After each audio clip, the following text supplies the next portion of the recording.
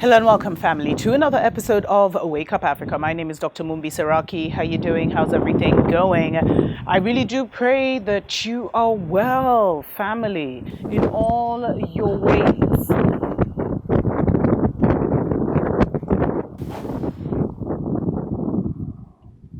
And that you're moving into living life truly on your own terms. It's crazy because there's never any wind until I sit in this chair. I really, really don't get it. I know the spirit moves in the winds, our ancestors' voices are in the wind, but there's never any wind until I sit on this chair. Anyway, I actually wasn't going to cover this story, but I've gotten so many questions about it in our emails, family. And it's all about Uganda and the 31 million metric tons of gold that they have discovered. And it's funny because there's a lot of the articles that I was reading were all talking about allegedly discovered and, allegedly found. But Uganda has actually claimed that the country has 31 million tons of gold ore, 321,000 metric tons of refined gold. And they said during the last, that they had been doing some prospecting, they had been doing some surveys, and that's what their survey showed. And that's awesome. I saw people, it was trending all over, literally, I think Africa, I don't know about the world, but there was a lot about Uganda finds all this gold. And I was wondering, why are we celebrating? Family, why are people celebrating? Like literally in the same breath of telling us that Uganda found all this gold, they've already hired a Chinese company to start extracting, and they said that the refined gold could be mined immediately, and a Chinese company called Wagagai Mining is already planning to mine in the area. Wagagai just got its gold production license in March 2022, and it set up a 21-year mining lease with officials from the Busia district in the eastern region of Uganda. And the funny thing is, I didn't see that there. So that anything that we discover at this time, family, first of all, it's not really a discovery. With all the satellites and everything that we have all there, Africa has already been mapped. I told you that what could be mapped during the colonial days was turned into national parks and game reserves so that Babylon one day could come back for it. So this is a way you block off the people from it, and you say this is a national, this is a game reserve, we can't dig into it, and then all of a sudden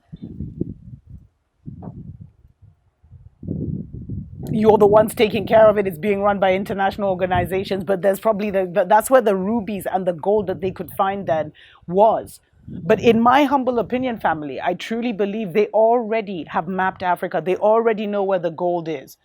Museveni probably already knows where all the natural resources and the raw materials in his country are. And the sad thing is, I think within the same week, they were talking about how Ugandans were really suffering, family. And how Museveni had come out and said, yo, I don't know, he gave some comment, you can see it here. And I was like, wow. Then all of a sudden, you guys have discovered gold. So whatever is discovered while Babylon is still living, family, will never benefit us. It is not for our benefit because we don't have the means to exploit those natural resources. We haven't invested. Our governments partly haven't invested and partly have not been allowed to invest. Because you guys, this rabbit hole is deep. This engineered poverty and the amount of the neo-colonial system is not a joke. We've never been free. Otherwise, some of these things would have already existed. And you see, China, you think they're going to build a 21-year, invest in a 21-year project and not bring their army to secure that project? That's why Africa is overrun by all these, foreign armies, family. And so for me, when I saw this, I was like, oh no, damn. We should just put a hold to all mining, all discovery, all surveys.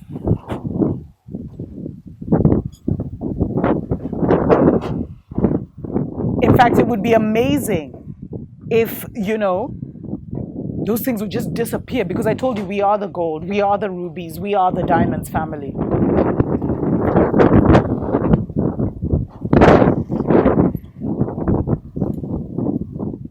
So immediately they found that already in March, they're telling you in June. This should tell you how they control the narrative. They tell their populations things on a need to know basis. That's why I say it's not when they come out and say they discovered it that they discovered it. This was probably in the pipeline for so long. But maybe M7 was waiting, 70 was waiting for the tough times like these, because gold has actually really skyrocketed. I think it's gone up by like 40% or something like that, and now it's worth like 1,800 $1,800 or something, $840 per unit, and it actually hit a whole all-time high of $2,000 per unit. And the main producers, not everyone has the gold on that level. Actually, South Africa is one of the biggest producers of gold, if not the biggest. And then there's also gold in, it is actually, South Africa is the largest producer. There's also gold in the divided states, Canada, Australia, Russia, and China. And Russia actually just discovered a massive stockpile in Siberia. But guess what? Russia is a free nation, so they will exploit their own gold. Whereas Uganda now, as in you've already given away, they're already saying that this Chinese company, before this was made public, before this was put in the global narrative, they had already invested $200 million so far into the construction of a refining station. Why couldn't Uganda invest in something like that? Why couldn't they invest in their own refining station? I'm hoping at the very least they've signed some kind of deal where after the 21 years, the refining station goes back to Uganda. But in 21 years, imagine what will have been removed, because they say currently Uganda is producing maybe 2,000 to 3,500 tons per year. And the sad thing is, family, and sometimes you don't know if it's just narrative against the narrative wars, but we've seen how China comes in, China corporations come in and they create an environmental, like hell on earth situation. They pollute the rivers, they poison all these things, family. And they leave the places in such a mess because they don't have the love for it. But it would be so amazing if like for 7 years, all the raw materials of Africa just disappeared. Then we'd really see where the love is. Then we'd really see where the concern is. Because I've said it before, please check out the show I did on this. The world is run by interest, not by peace, not by love, not for peace, not for love, but for personal interest.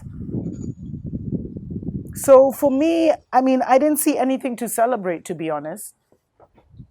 For right now, any discovery works against us, because it means that prepare for the terrorists, prepare for the foreign militaries. The question you should be asking is, Museveni has probably known for so long, so why release that information now?